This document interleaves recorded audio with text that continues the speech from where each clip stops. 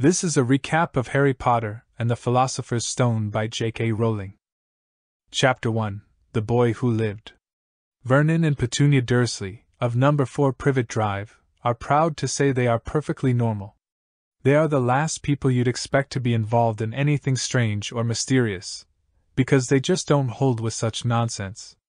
Vernon is the director of a drill-making firm called Grunnings, and Petunia keeps house and raises their 1-year-old son Dudley. On Tuesday, November 1st, 1981, the Dursleys begin the day by gossiping about their neighbors while Petunia wrestles the disagreeable Dudley into his high chair. None of them notice a large tawny owl flying past their window, but Vernon does see a tabby cat reading a map and a street sign outside their house. He forces himself to forget the cat, but upon arriving in town, he notices large groups of people wearing cloaks. He eavesdrops on them and hears them talking about the Potters and their son Harry. Vernon finds this horrifying because the Potters are his in-laws, and he and Petunia wouldn't want anyone to find out about them. When he leaves work at the end of the day, he bumps into a small man wearing a cloak, but when he tries to apologize, the man hugs him and tells him that even muggles like him should be celebrating today because you-know-who has been defeated. Vernon returns home to find the cat still waiting there, and it only gives him a stern look when he tries to shoo it away. The news is full of unexplained owl sightings and fireworks displays, and Vernon nervously asks Petunia if she has heard from her sister recently. Petunia is upset but tells him that she hasn't heard from her sister and that their nephew's name is Harry. Vernon's heart sinks. He finds it difficult to fall asleep that night but eventually manages it.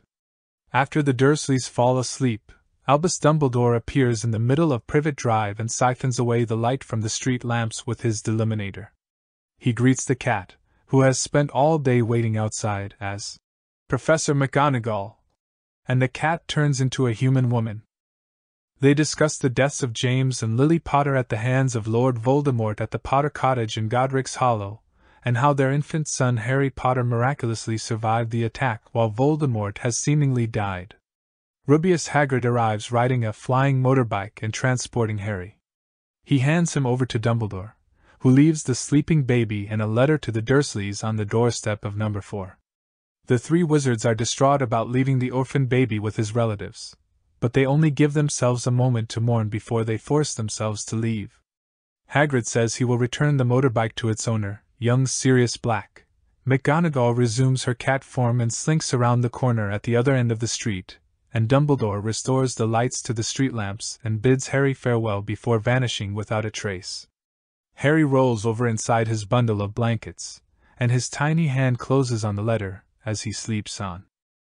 He does not know that he is special and famous, that he will be woken up the next morning by his aunt's scream when Petunia opens the front door to put out the milk bottles, that he will be spending the next few weeks being prodded and pinched by his cousin Dudley, or that at this very moment, people meeting in secret all over the country are toasting to Harry Potter, the boy who lived. Chapter 2: The Vanishing Glass. 10 years have passed since the Dursleys have awoken to find Harry Potter lying on their doorstep, and Privet Drive and the Dursleys' house have not changed since that day. The only difference is the vast number of pictures of Dudley Dursley throughout his life displayed on the walls. There is no sign that Harry Potter lives there, as he is forced to live in the cupboard under the stairs, a very cramped space with many spiders. Petunia comes to Harry's door one morning and wakes him with a shrill voice. Harry is trying to think about the dream he has been having. It was about a flying motorbike, and he believes he has had the same dream before. Aunt Petunia tells him to make some bacon. She wants everything perfect for Dudley's 11th birthday. Harry dresses into a pair of Dudley's old clothes and enters the kitchen, where the table is covered in Dudley's presents. Harry has jet black hair and green eyes. Tape holds his glasses together because Dudley has smashed them many times. What distinguishes Harry from others the most is the lightning-shaped scar on his forehead. He often wonders how he got it, and the Dursleys have told him it was from the car crash that killed Harry's parents. Harry doesn't know much more about this accident because the Dursleys' first rule is not to ask questions. Dudley comes into the kitchen and begins to count his presents, only to find 36, which he angrily recalls as one fewer than the year before. Aunt Petunia states that they will buy him 2 new gifts while they are out. Vernon tells Petunia that their neighbor, Arabella Figg, has broken her leg and cannot take care of Harry while they are at the zoo. They can't think of anyone else who can take care of him, so Harry has to go with them. Dudley is allowed to take a friend to the zoo and chooses his friend Piers Polkiss. Piers comes to the house with his mother. A half hour later, Harry sits in the car with Dudley, Piers, Vernon, and Petunia. On the way, a motorbike overtakes them, and Vernon complains about them. Harry remarks that he has dreamed about a flying motorbike, and Vernon snappily reminds him that motorbikes do not fly. Harry thinks about all the strange things that have happened to him. He once jumped onto the school chimney and mysteriously grew all of his hair back the morning after a haircut. At the zoo, Dudley and Piers find the animals boring. Harry is left to watch a boa constrictor as it sleeps, and when Dudley tries to make it move, it wakes up but still doesn't move. The snake begins to move after Dudley and Piers slink away. Moments later, Harry speaks to the snake and finds it miraculously understands him. Upon realizing that it is now moving, Piers calls Dudley and Vernon back to the snake's exhibit. Dudley pushes Harry out of the way and presses his face against the glass. Harry becomes angry, and somehow the glass vanishes, and the snake gets out, scaring Dudley and Piers. As the snake slithers away, Harry thinks he hears it speak back to him. Piers tattletales on Harry that he had been talking to the snake, and Uncle Vernon sends him to his cupboard, with no meals for a week as cruel punishment. Chapter 3: The Letters from No One. Since the boa constrictor escaped from the zoo, Harry was locked in his cupboard for the longest time ever. It's the beginning of the summer holidays when Harry is finally allowed out. Even though he is not at school, Harry still can't escape Dudley and his gang, who regularly visit the house. To keep out of their way, Harry usually wanders around Privet Drive. He is glad, however, that Dudley and Piers are going to Smelting's Academy while Harry will attend Stonewall High. One day during the summer, Harry is told to get the post for Uncle Vernon. When Harry goes to get the mail, there are 3 letters, a postcard from Uncle Vernon's sister, who is on holiday in the Isle of Wight, a letter that looks like a bill, and a letter for Harry. Harry takes the letter, studies the yellow parchment it is made of, and then reads the address, Mr. H. Potter. The cupboard under the stairs. 4 Privet Drive. Little Whinging, Surrey. Harry can't believe it. He has never had a letter in his life. On the back is a wax seal with a lion, a snake, a badger and an eagle surrounding an H. Harry returns to the kitchen and gives Uncle Vernon the other 2 letters as he sits down and starts to open the letter. Dudley soon sees that Harry has a letter, and Uncle Vernon snatches it from him to read it with Aunt Petunia. Uncle Vernon tells Harry and Dudley to get out of the kitchen, so they both go and stand in the hall. The 2 fight over who gets to look through the keyhole. Dudley wins, so Harry resorts to looking through the gap between the floor and the door. Uncle Vernon and Aunt Petunia are discussing the seal on the back. Uncle Vernon says that they should just ignore it. Later, when Harry is in his cupboard, Uncle Vernon comes in and says that he has burned the letter and that they are moving him up to Dudley's 2nd bedroom. Slightly surprised, Harry moves all of his things up to the bedroom, wishing he had his letter. The next morning at breakfast, Dudley is asked to get the post by Uncle Vernon.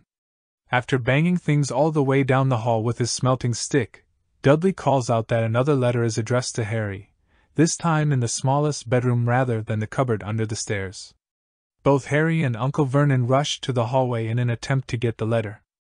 After a minute of confused fighting, Uncle Vernon emerges, clutching the letter in his hand. Determined to see what his letter says, Harry creeps down the stairs early the following day and approaches the door. He is going to camp there until the post arrives, and then he will finally get to read his letter. When he reaches the door, however, he stands on Uncle Vernon, who has had the very same idea. Every day, letters appear addressed to Harry, doubling in number. Eventually, so many letters arrive that Uncle Vernon resorts to nailing shut the letterbox. But they begin to appear in the strangest places, under the door, squeezed through the window, and Aunt Petunia even finds some while cracking open eggs. Finally, they get attacked by 30 or 40 letters being fired out of the fireplace. Despite the sender's efforts, Harry still does not manage to get his hands on one of the letters long enough to read it, and a furious Uncle Vernon states that they are leaving the house. They get into their car and leave 10 minutes later. They travel for miles until they eventually stop in front of a gloomy hotel on the brink of the city. However, Vernon's attempts to shake the sender off are unsuccessful, as more letters come for Harry to the hotel the next morning. Again, they return to the car and finally stop to get on a boat that takes them to an island with a small hut. Harry remembers that the next day will be his 11th birthday. Harry can't sleep with the raging storm outside when they get there, so he counts down the time until his birthday. When Dudley's watch turns to the next day, there is a loud knocking at the door. Something wants to get in. Chapter 4: The Keeper of the Keys. There is another loud boom on the door, and Dudley wakes up, thinking it is a cannon. Uncle Vernon comes through with a rifle, with Aunt Petunia cowering behind him. The door is blasted off its hinges and hits the floor. A giant enters and fixes the door into its frame. The giant asks for coffee and sits on the couch beside Dudley, scaring him away to hide behind Aunt Petunia. The giant turns his eyes to Harry and greets him, saying he hasn't seen him since he was a baby. He says Harry looks like his father but has his mother's eyes. Uncle Vernon tells him to leave, but the giant merely grabs the gun, ties it into a knot and throws it away. The giant presents Harry with a birthday cake. Harry asks the giant who he is, and he says he is Rubeus Hagrid, the keeper of keys and grounds at Hogwarts School of Witchcraft and Wizardry. Hagrid makes a fire and cooks some sausages. He is shocked to discover that Harry knows nothing about Hogwarts. He gets angry at the Dursleys for not telling him anything about his parents' world, his world. Harry has no idea what's going on. Hagrid tells Harry his parents are famous and that he's a wizard, despite Uncle Vernon forbidding him. Hagrid gives Harry the letter that he has been craving.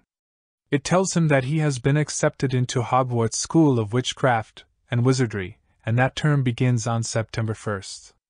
Hagrid takes out parchment and a quill and writes a letter to Hogwarts headmaster Albus Dumbledore, explaining he has given Harry the letter.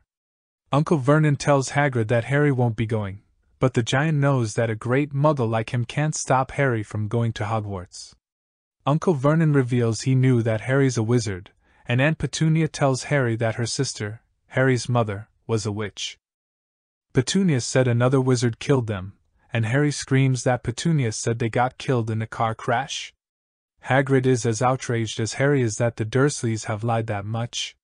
He sits down and tells Harry that a dark wizard named Lord Voldemort killed Harry's parents and tried to kill Harry too. But the spell he used backfired, only leaving Harry his scar.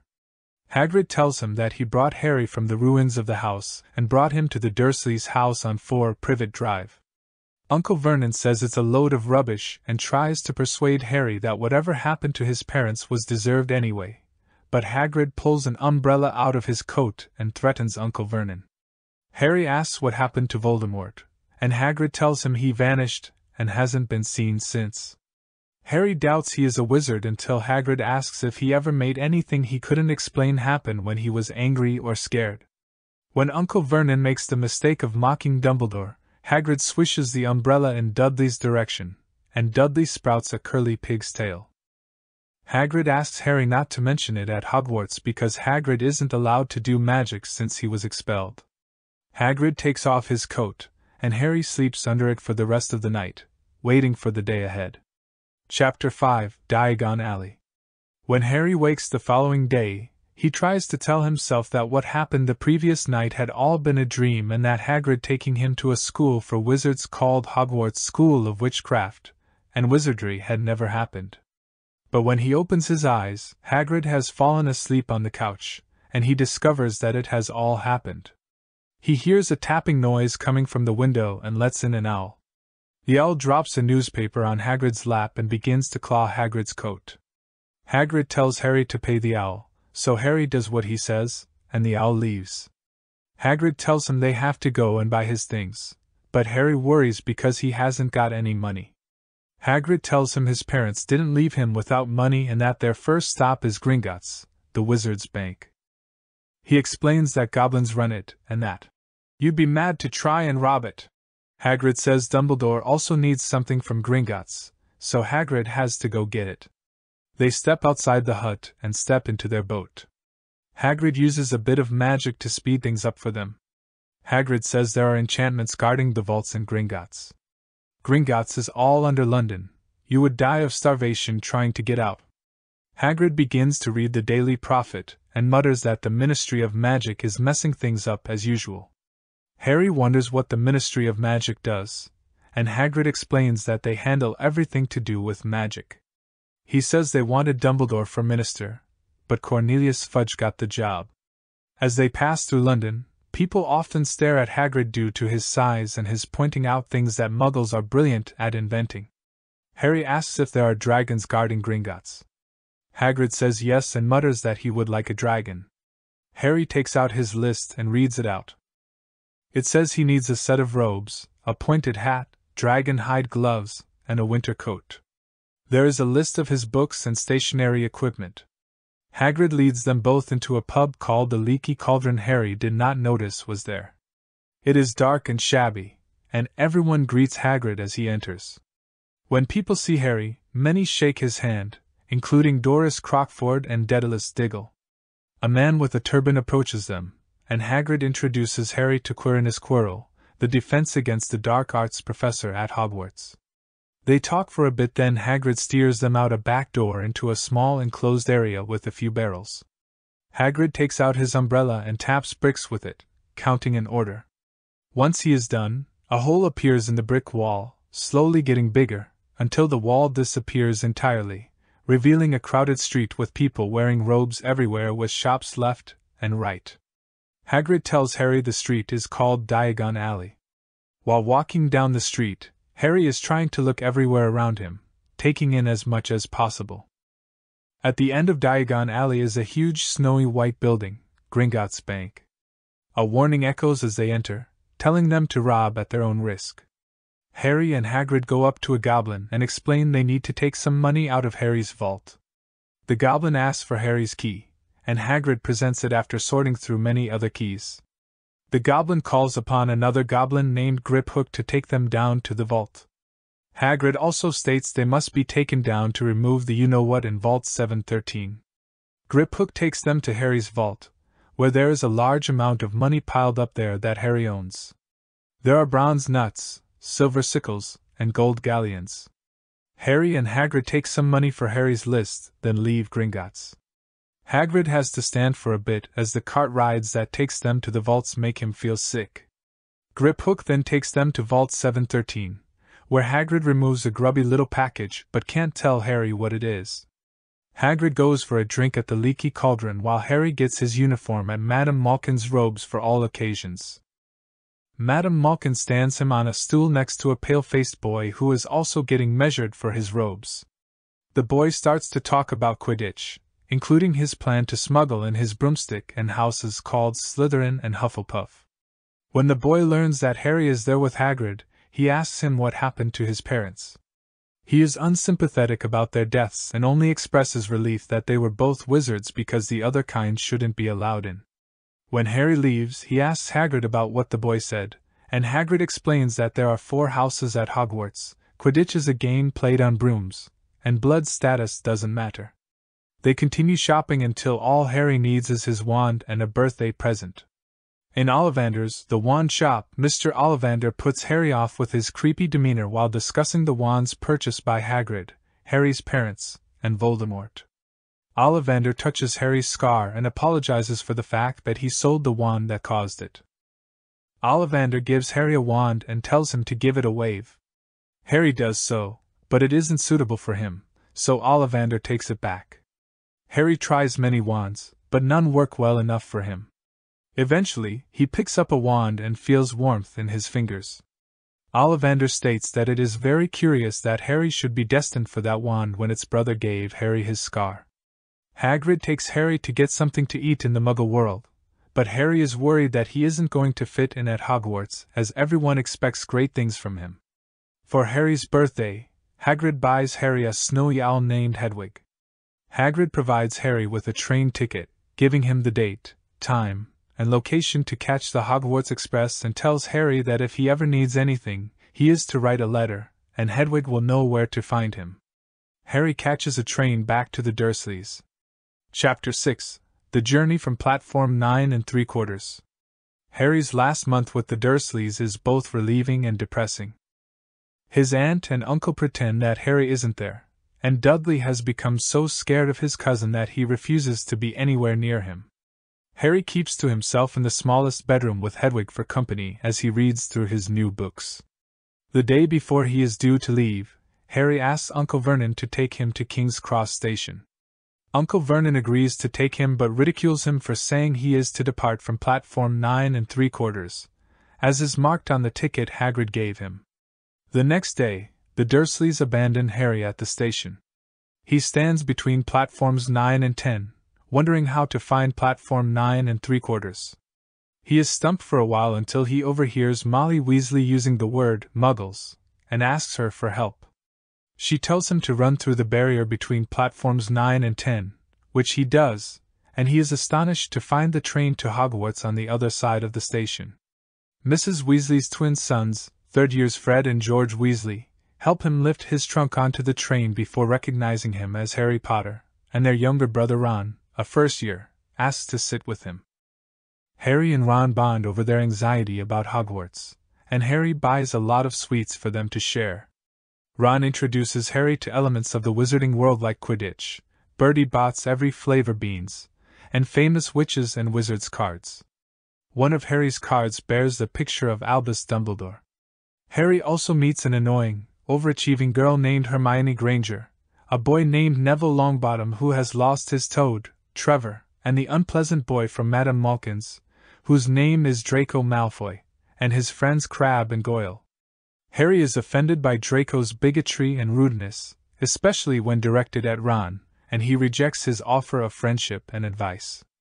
The 5 boys almost fight, but Scabbers bites Goyle and drives them off. The Hogwarts Express arrives at Hogsmeade Station, and Hagrid escorts the first years across the lake in boats, where they catch their first glimpse of Hogwarts. Chapter 7: The Sorting Hat. The new students are greeted at the castle door by Professor Minerva McGonagall, who tells them they will soon be sorted into their houses. All Hogwarts students live in one of 4 residences: Gryffindor, Hufflepuff, Ravenclaw, or Slytherin, with each house having its own team for Quidditch.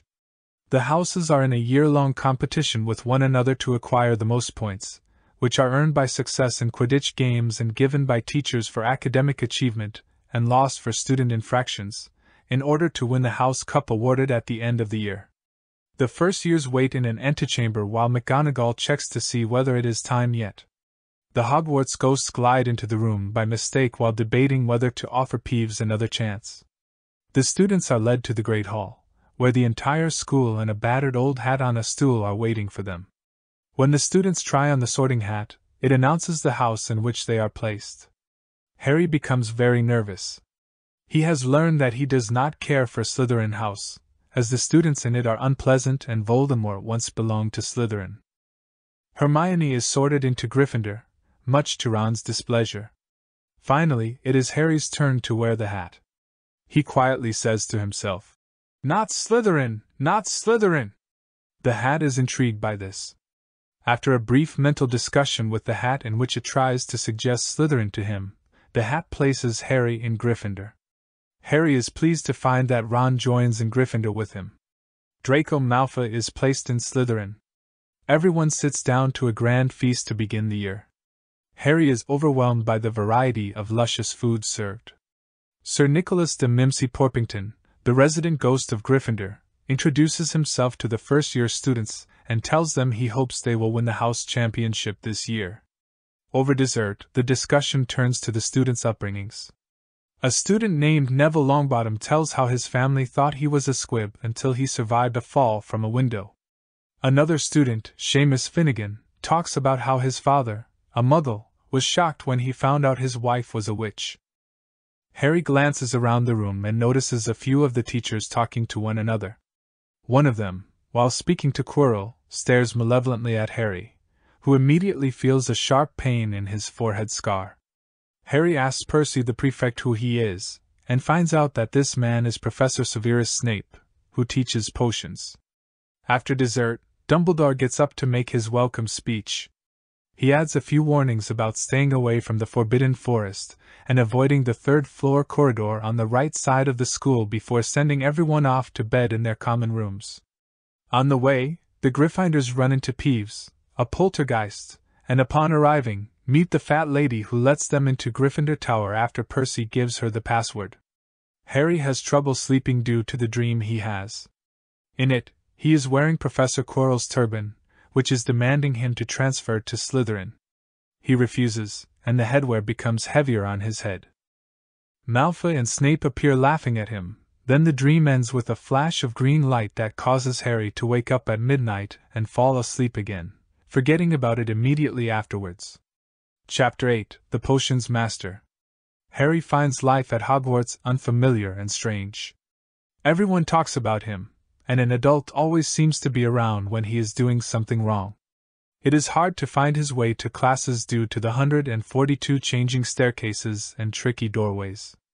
The people in the Hogwarts portraits have been no help to him, for they ignore some students and visit each other, nor have the ghosts, who always scare Harry when they glide through a door he is trying to open. Only nearly headless Nick points new Gryffindors in the right direction, but Peeves is worth 2 locked doors and a tricky staircase whenever Harry runs into him when late for class. Even worse than Peeves, if anyhow possible, is the school caretaker Argus Filch, who both Harry and Ron get on the bad side of on their very first morning, when he finds them trying to force their way through a door which turns out to be the entrance to the out-of-bounds third-floor corridor. He threatens to lock them in the dungeons, but the 2 boys are luckily rescued by Quirrell, who is passing by. All the classes become very interesting to Harry, with the only exception being History of Magic, taught by Professor Binns, and he learns that there is a lot more to magic other than waving his wand and saying a few funny words. In his first Transfiguration class on Thursday, Professor McGonagall transfigures her desk into a pig and then back again, while explaining how transfiguration itself is some of the most complex and dangerous magic to be learned, and anyone who will get caught messing around with it will have to be banned from the class. The entire class is very impressed, but soon realize that they are not going to be changing furniture into animals. Only Hermione is able to make any progress at turning a match into a needle, for which McGonagall gives her a rare smile, but Harry is relieved to see that his peers are just as lost as he is. When the time comes to transition to Defense Against the Dark Arts class every morning, the lesson turns into more of a joke, as Quirrell keeps going on with stories about his travels in the year prior, such as when he had warded off a vampire in Romania, and when he had earned his turban from an African prince for saving him from a troublesome zombie. During breakfast on the first Friday, Hedwig arrives with a tea invitation from Hagrid. Later, in his potions class, Harry discovers that Professor Snape hates him, mocking Harry as our new celebrity, and then humiliating Harry for his ignorance of potion-making materials. Harry brings Ron with him to Hagrid's shack for tea. Harry and Ron are disconcerted by Hagrid's huge and fierce-looking dog, Fong, but discover that he is gentle. Hagrid tells Harry that he is overreacting to Snape's treatment, asserting that Snape would have no reason to hate him. Harry happens to notice an article from the Wizard newspaper, the Daily Prophet, detailing a break-in that occurred at Gringotts Bank in a vault that had been emptied earlier in the day. He realizes that it happened on his birthday, the day he and Hagrid went to Gringotts. Furthermore, he remembers that Hagrid emptied Vault 713, taking a small package with him as he left. Harry leaves Hagrid's, his mind filled with questions. Chapter 9: The Midnight Duel. Harry has been at Hogwarts for around 2 weeks when he finds out that the Gryffindors will have flying lessons with the Slytherins, much to his disliking. Harry does not want to spend more time with Malfoy than he has to. However, Harry finds that he is quite a natural at flying. Madame Hooch leads the class, gently sending the new flyers off the ground. Neville has an accident when his broom runs amok and breaks his wrist. Madame Hooch takes him to the hospital wing, telling everyone to stay on the ground while she is away. Malfoy notices a remembrall belonging to Neville, picks it up, and begins to fly around with it. Harry goes after Malfoy, who throws the ball in the air. Harry catches it spectacularly, and lands safely back on the ground. Just then, Professor McGonagall arrives, reprimanding Harry and ordering him to follow her. But instead of punishing him, McGonagall introduces him to Oliver Wood, captain of the Gryffindor Quidditch team, and makes him the Gryffindor team's new seeker. At dinner, Harry excitedly tells Ron about joining the Quidditch team but tells him that Wood wants it to be a secret. Malfoy comes over with his cronies Vincent Crabbe and Gregory Goyle and teases Harry about getting in trouble earlier. The tension grows and Malfoy challenges Harry to a wizard's duel. Harry accepts, in spite of Hermione's attempt to dissuade them from breaking the school rules. As Harry and Ron sneak out later that night, Hermione tries to stop them but gets locked out of the dorm and must tag along. Neville also joins them, as he has forgotten the password to the common room and ended up sleeping on the floor outside. They arrive at the trophy room, the site of the duel, but Malfoy is nowhere to be found. Suddenly, they hear Argus Filch and his cat, Mrs. Norris, enter the room. With it obvious that Malfoy tricked them, they begin to hide and then run away. Not sure where they are going, they accidentally end up in the forbidden area on the 3rd floor, staring at a large and scary 3-headed dog. The children manage to get back to their dorms safely, though they are terrified. Hermione reprimands Harry, but stirs his curiosity by pointing out that the dog was standing on a trapdoor. Chapter 10: Halloween. The next morning, Harry and Ron are discussing what the dog could be guarding when the mail arrives. Harry receives a Nimbus 2000, a racing broomstick, along with a note from Professor McGonagall summoning him to Quidditch practice. Malfoy tells Harry that first-year students are not allowed broomsticks. Malfoy then tries to report Harry to Professor Flitwick, who just expresses admiration for Harry's talent, having heard from McGonagall. Harry later meets Oliver Wood to learn the basics of Quidditch, including the various positions on a standard Quidditch team, and the implements used in the game. Oliver explains Harry's role as a seeker. His job is to avoid other players and catch the golden snitch. A Quidditch game cannot end until the snitch is caught, making the seeker the most important player on a team. On Halloween, Flitwick begins teaching his students how to make things fly, using the Wingardium Leviosa spell. Only Hermione succeeds. Ron, offended by her air of superiority, utters a nasty comment that Hermione overhears. Harry notices her running off in tears.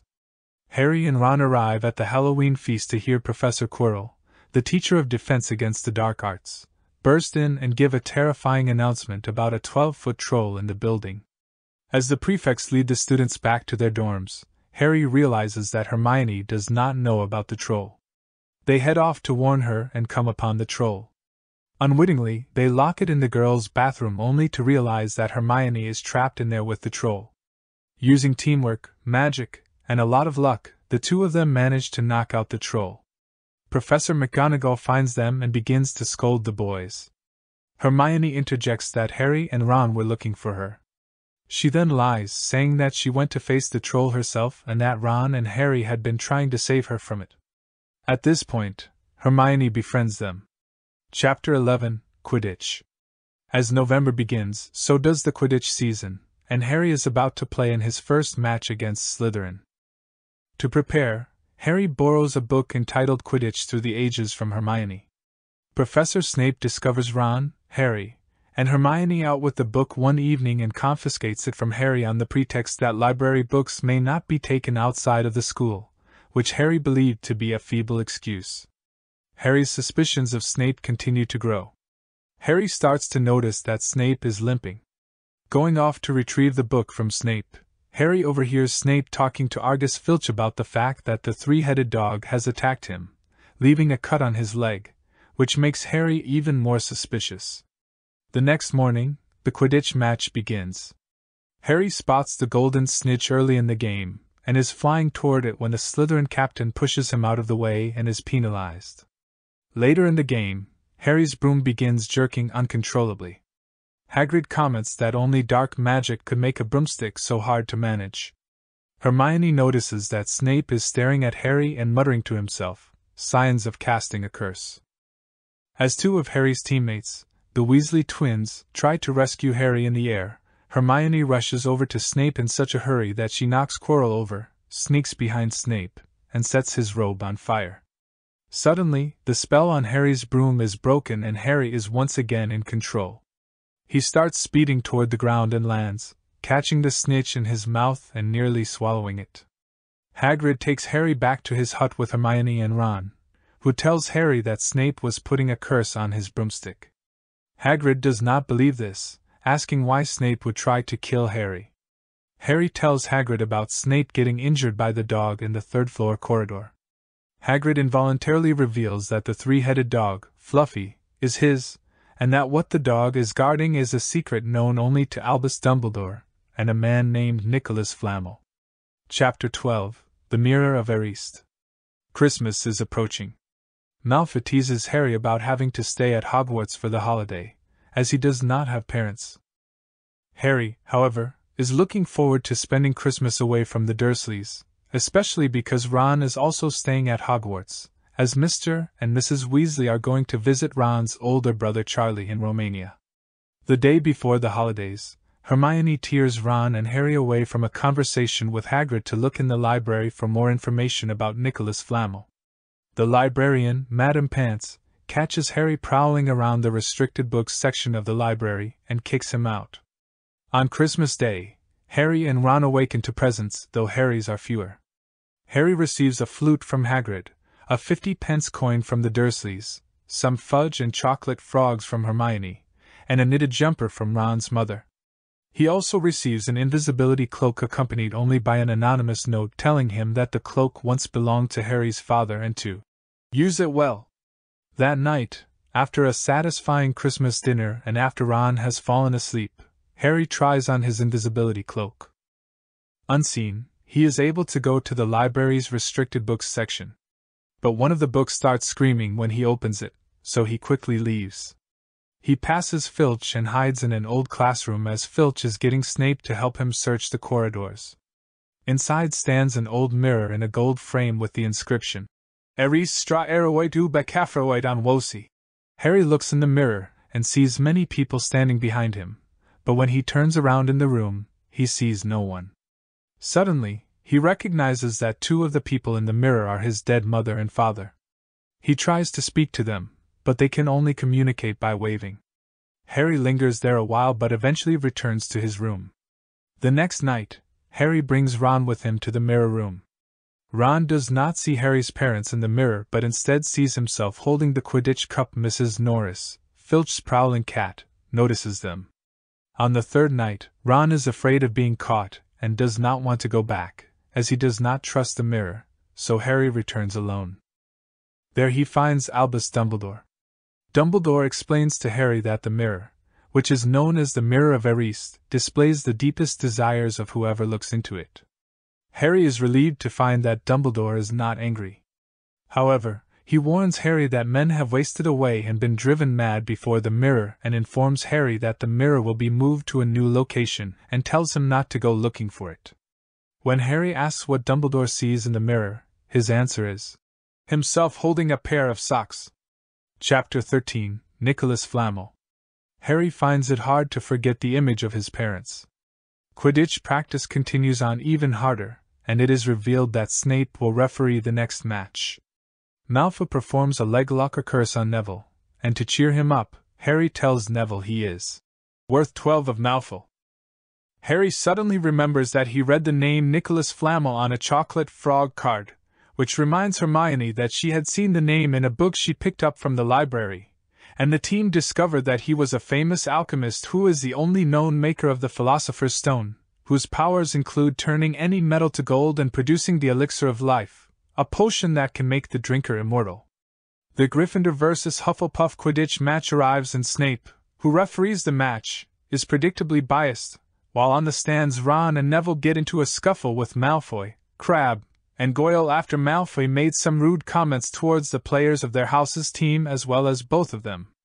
Harry catches the snitch and wins the match under 5 minutes, though Ron did not see this due to fighting Draco Malfoy, and Neville is sent to the hospital wing due to the injuries he sustained from fighting both Crabbe and Goyle. Later, Harry notices and follows Snape into the Forbidden Forest by Broomstick where he meets Quirrell and they speak of the Philosopher's Stone.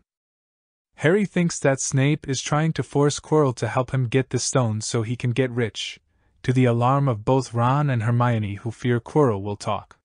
Chapter 14. Norbert the Norwegian Ridgeback. Harry, Ron and Hermione meet with Hagrid, who confirms the stone is being kept at Hogwarts. Hermione charms him into talking about the enchantments used to guard it. Fluffy, the three-headed dog, is Hagrid's, along with enchantments from Professors Sprout, Flitwick, McGonagall, Quirrell, and Snape. After this, Harry complains about the high temperature in Hagrid's hut, only to discover he has a Norwegian Ridgeback dragon egg, which he names Norbert once it has hatched. Malfoy, who has been spying then, discovers the dragon. To solve the problem, they convince Hagrid to send the dragon off to Ron's brother Charlie. Ron's hand is bitten by the dragon, and he is sent off to Madame Pomfrey. Harry and Hermione smuggle Norbert in a crate up to the tallest tower under Harry's invisibility cloak, and on the way they see Professor McGonagall hauling Malfoy away to detention for being out of bed at night and speaking lies about Harry and a dragon. They pass the crate off to Charlie's friends, and head back down the stairs, where they meet up with Filch, realizing too late they have left the invisibility cloak behind. Chapter 15. The Forbidden Forest. Filch takes Harry and Hermione to McGonagall's office, where they meet Neville. McGonagall, very disappointed, takes 50 points each from the three of them and gives them all detention, which they will serve with Malfoy. Their popularity with the other students suffers because of this. A week or so before exams, Harry hears Professor Quirrell, sounding as if he is being threatened. So, Harry heads to the library to tell Ron and Hermione. They are convinced Snape was threatening Quirrell and means to steal the stone soon, and Hermione suggests they go to Dumbledore. Harry refuses, saying that they have no proof. Harry, Hermione, and Neville receive notes from Professor McGonagall telling them their detention will begin at 11 that night. Filch takes them out to the Forbidden Forest, where Hagrid awaits to take them in to do a bit of investigating. Hagrid shows them some silver unicorn blood and says they need to find the unicorn that is hurt. They split up, with Hagrid taking Harry and Hermione, and Neville and Malfoy going with Fawkes. Hagrid encounters a few centaurs, named Ronan and Bane, but gets no useful information from them. Suddenly, Hagrid sees red sparks in the air, signaling the other party is in trouble. He runs for them and returns, scolding Malfoy for startling Neville into sending up the sparks. Hagrid switches Harry and Neville, sending Harry off with Malfoy instead. They eventually find the dead unicorn and see something drinking its blood. Malfoy screams and runs with Fawkes, leaving Harry, who is saved from the figure by a centaur, named Firenze, who tells Harry that unicorn blood can keep you alive, even if you are an inch from death, but curses you with a half-life in the process. He then reveals that the person who was drinking it was doing so to remain alive until they were able to drink the elixir of life and wants the stone.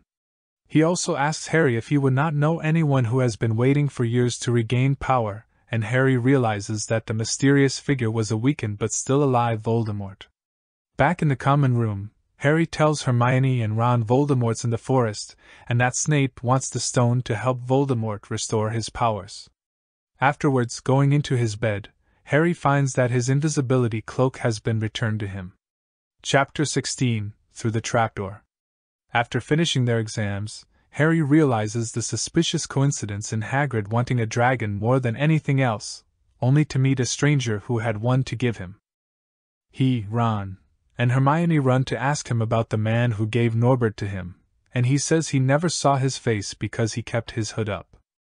Hagrid also mentions that they talked about Hogwarts and Fluffy the three-headed dog. He also mentions that the stranger gave him drinks while getting information out of him. Hagrid lets it slip how to get past Fluffy, which sends Harry, Ron and Hermione off. They head for Dumbledore's office, only to see McGonagall, who tells them he has left for London. After Harry reveals that they know about the stone, McGonagall insists no one could steal the stone. The trio realize that Dumbledore has been lured away and that Snape's going after the stone that night, so they decide to head out that night to try to get it themselves. After Hermione curses Neville in a full-body bind curse for refusing to allow them to leave, they head up to the third-floor room and start their intense trip into the 7 Philosopher's Stone chambers. They find the door ajar, and a harp on the floor. Harry plays the flute Hagrid got him for Christmas, and Fluffy goes back to sleep. They head down through the trapdoor. They land in Professor Sprout's room, full of Devil's Snare, which almost smothers them before Hermione lights a fire and drives it off. The next room, Professor Flitwick's, holds a bunch of flying keys and some broomsticks. Harry finds a silver one with a broken wing that is different from the others and catches it, unlocking the next door with it. The next room is Professor McGonagall's, and has a large chessboard, for a game of wizard's chess that Ron helps them win, at the cost of having to sacrifice himself and getting knocked out. Harry and Hermione continue to the next room, Professor Quirrell's, where they find an unconscious troll laying on the floor. Lastly, they enter Professor Snape's room and find 7 potions and bottles along with a roll of paper giving clues on which one to drink to continue, noting that 3 bottles have poison, 2 have nettle wine, 1 will send the drinker back, and the other will let the drinker move forward into the next room. Hermione tells Harry that it is a test of logic and not magic wherein most wizards fail. She solves the puzzle, and at Harry's instruction, drinks the one that will allow her to head back through the purple flame, while Harry drinks the one to head into the black flame and into the final room, where he is surprised at whom he sees. Chapter 17: The Man with Two Faces. It is Quirrell whom Harry sees in the room, not Snape. Harry, astonished, hears Quirrell tell him that, next to Snape, no one would expect him to try to steal the stone and that Snape was actually protecting Harry. Harry notices the mirror of Ariste, and Quirrell stops to examine it, saying it is the key to getting the stone. To distract him from the mirror, Harry questions Quirrell, who says he is serving Lord Voldemort, and although Snape hated Harry because of his father, he never wanted Harry dead. He explains how Snape and Harry's father went to school together when they were younger, and how it was there where their hatred against each other started. Quirrell asks for help from his master to get the stone, and a snake-like voice tells him to use the boy. Harry is told to look into the mirror. He sees his reflection pull the stone out of his pocket and put it back in, and Harry feels it drop into his own pocket. He tells Quirrell that he sees himself shaking hands with Dumbledore, after winning the House Cup for Gryffindor. The snake-like voice tells Quirrell Harry is lying, and Quirrell takes his turban off to show Harry what lies on the back of his head. As Quirrell turns around, Harry is shocked to see another face where the back of Quirrell's head should be. The face has red eyes and a snake-like slit where the nose should be. Harry realizes this is the face of Voldemort, and Voldemort demands Harry give him the stone. Harry refuses and runs, but Quirrell seizes him. However, the contact with Harry's skin burns Quirrell and causes him to have boils all over the area in which Harry touched him. Harry grabs Quirrell's face, then his arm, and holds on, with the blinding pain in his head building, until he feels the arm wrenched away before he blacks out. He awakes in the hospital wing with Dumbledore there, telling him Quirrell did not succeed at getting the stone, and indeed the stone has been destroyed. In spite of this, there are other ways in which Voldemort can return. He cannot be killed, and he left Quirrell to die. Dumbledore explains the reason why Quirrell could not touch Harry was because Harry's mother had died to save him, protecting him with her love. Harry also told Dumbledore about what Quirrell mentioned to him earlier regarding Snape hating Harry due to hatred for his father. Dumbledore responds that Snape was only grudgingly protecting Harry this year to pay off a debt he owed due to James Potter saving his life during their Hogwarts years. Harry then receives a visit from Ron and Hermione, who reveal that Slytherin came in first for the House Cup and, with Harry unable to play in the championship Quidditch match, Ravenclaw easily won the match, before Madame Pomfrey forces them out. Hagrid shows up later and gives Harry a book of photos of his parents and family. The following day, at the end of term feast, Dumbledore awards some last-minute points for the recent events. He gives Ron and Hermione 50 points each, and Harry 60, which places them in a tie with Slytherin for first place. Dumbledore then recognizes that while it is hard to stand up to enemies, it is even harder to stand up to friends as Neville did, and he awards Neville 10 more points, which was the most house points Neville had ever gotten. This puts Gryffindor in the lead and the winners of the House Cup, to much rejoicing from everyone but the Slytherins. Not only were Gryffindor students happy, but Hufflepuff and Ravenclaw were happy to see Slytherin's downfall. Soon, their trunks are all packed, and they take the Hogwarts Express back towards the Muggle world. Harry, Ron, and Hermione all say their goodbyes before heading home. That was a recap of Harry Potter and the Philosopher's Stone by J.K. Rowling.